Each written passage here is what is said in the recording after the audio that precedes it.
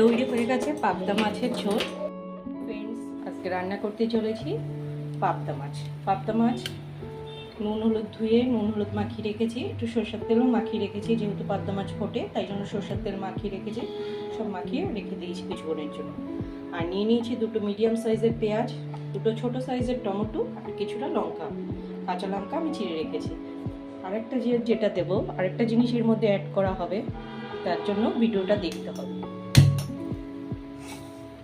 আমি লোহার কড়াইতে রান্নাটা করছি, প্রায় গরম হয়ে এসছে। এবার দিয়ে দেবো সরষের তেল। যেহেতু পার্শে মাছ একটু ফোটে তাই জন্য আমি এটা আঁচটা কমিয়ে মাছটাকে ছাড়বো।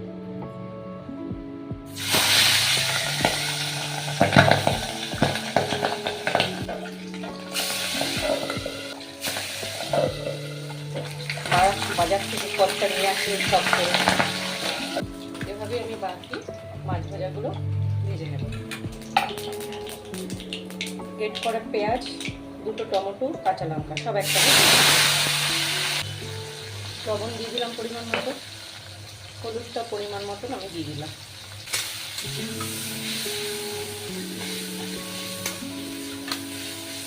খাবেন তত টেস্ট বাড়বে।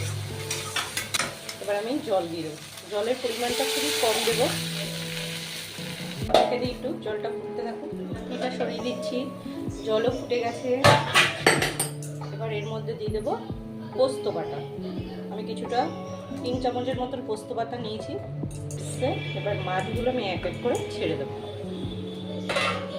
এটাকে আমি ঢেকে দেবো।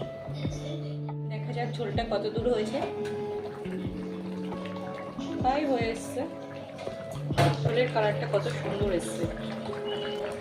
আর আমার এরকম ভিডিও দেখতে হলে আমাকে লাইক ও সাবস্ক্রাইব করে করতে হবে। তৈরি হয়ে গেছে পাবদা মাছের ঝোল।